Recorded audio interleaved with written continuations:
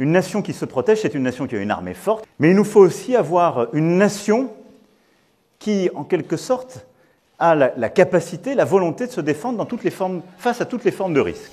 Service militaire, service national, service civique volontaire, service national universel. En l'espace de 50 ans, le nom de la formation militaire donnée aux civils en France, aussi appelée conscription, a pris plusieurs formes, beaucoup de formes même. À chaque gouvernement, son vocabulaire et sa stratégie de défense. Depuis 2017, Emmanuel Macron le martèle et ses ministres avec, le service national universel serait la solution d'équilibre pour réarmer la France et lui assurer une défense optimale face à l'ennemi. Quid alors du service militaire pur et dur ? Le modèle des armées et les choix faits depuis sa suppression ne sont pas compatibles avec le retour du service national obligatoire sous sa forme historique, a déclaré le président français dans une interview accordée à la presse quotidienne régionale le 15 mars. Raisons sociales, financières, culturelles ou techniques, le modèle d'armée de nos ancêtres n'aurait que peu de chances d'être rétabli et suivi aujourd'hui par les Français, malgré un contexte géopolitique à couteau tiré. Et ce, même si le total des dépenses militaires des lois de programmation a doublé entre 1965 et 2025, passant d'environ 230 milliards d'euros à un peu plus de 410 milliards. Question éminemment politique, c'est dans les années 1960 que les premiers changements s'opèrent. Face à une vague de baby-boomers révoltés, l'armée française perd de sa superbe. Très loin désormais de cette école du citoyen qu'elle fut pendant longtemps, son virilisme parfois outrancier plaît de moins en moins. À l'époque, le service militaire est pourtant égalitaire, ou presque. Tous les hommes doivent partir sous les drapeaux au même âge.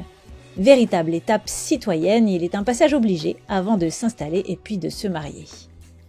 Mais à partir de 1968, le service militaire s'éloigne de ce rôle de cohésion sociale dont il avait la charge. La révolte des ouvriers et des étudiants est passée par là. Et puis pouf, en 1997, il disparaît complètement sur décision du président Jacques Chirac dans l'indifférence la plus totale. Le chef de l'État supprime le service militaire obligatoire. C'est l'un des acquis majeurs de son premier mandat. Mais la crise des banlieues de 2005 provoque quelques turbulences et aboutit à la création d'un nouveau service civique, volontaire cette fois, aux modalités très light. Rien à voir avec le service national ou son ancêtre le militaire. Pour mieux aider les jeunes, notamment les jeunes en difficulté à aller vers l'emploi, j'ai décidé de créer un service civil volontaire associant accompagnement et formation. Il concernera 50 000 jeunes en 2007, a annoncé le président Jacques Chirac dans une allocution aux Français le 14 novembre 2005. Destiné avant tout à aider les jeunes à trouver un emploi, vaste mission, il a pour but premier de leur permettre d'intégrer différents corps de métier dans des domaines aussi variés que ceux de la défense, de la police, de l'environnement, de la santé ou encore de la culture. Il y a le choix. À cette époque, une réserve citoyenne de défense et de sécurité composée de civils volontaires est tout de même créée en complément de la réserve opérationnelle dite de spécialistes, c'est-à-dire des militaires de formation.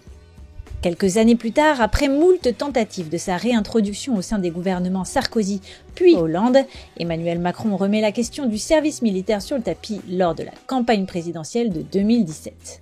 Mais sous une autre forme cette fois, celle du service national universel composé d'un séjour de cohésion de 12 jours, de missions d'intérêt général ou d'un service civique de 3 mois à 1 an et une intégration possible à une réserve civique dans l'armée, la gendarmerie ou encore chez les pompiers.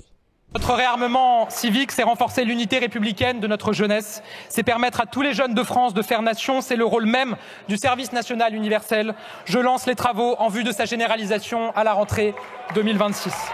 Alors jusqu'en 2022, la formation militaire des civils français était quand même loin d'être dans la top liste des priorités du gouvernement.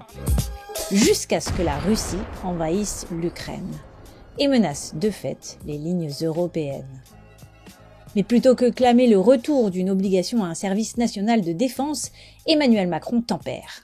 Le SNU doit être revu pour répondre à un double enjeu de défense et de souveraineté nationale, sans pour autant venir se substituer à une armée française professionnalisée. Enfin, peu importe les opinions de chacun finalement, puisqu'en cas de péril national, le service militaire pourrait être rétabli. Et c'est la loi qui le dit. L'appel sous les drapeaux est suspendu pour tous les Français qui sont nés après le 31 décembre 1978.